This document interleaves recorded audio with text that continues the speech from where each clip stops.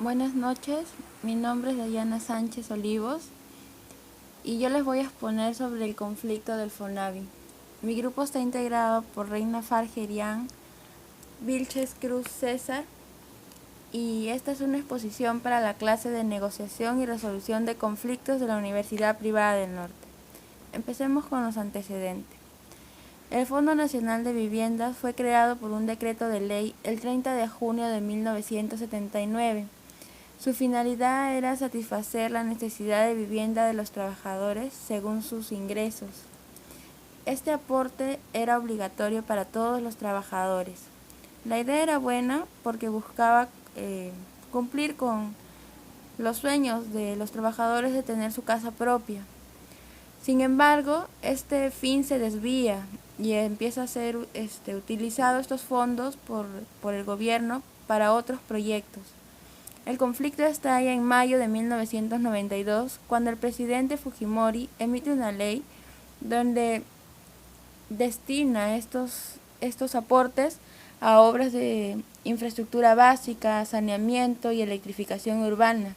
Y por último, el aporte es liquidado el 31 de agosto de 1998.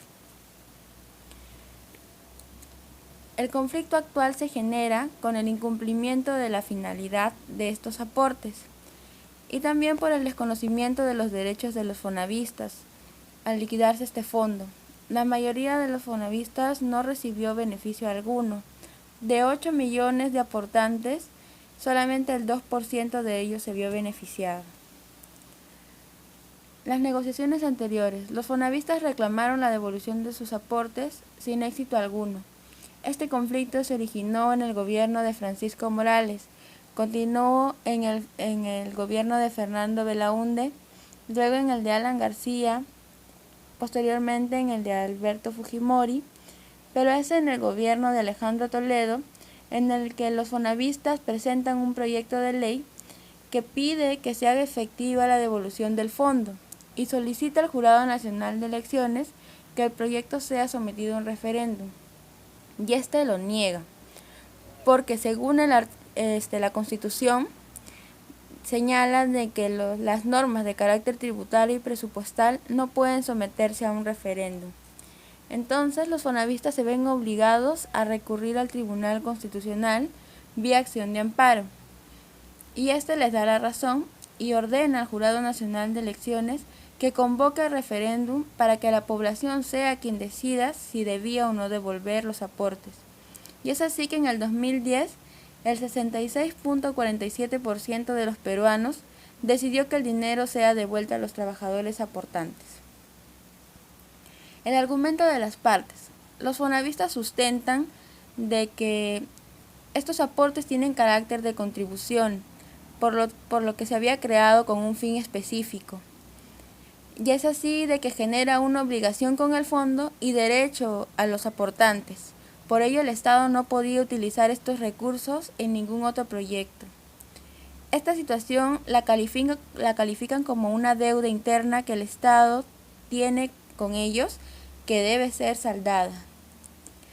El argumento del gobierno, de los diferentes gobiernos, se ha refugiado en que los trabajadores no han realizado una contribución, sino un tributo, y por lo tanto esto sería parte de los recursos del Estado.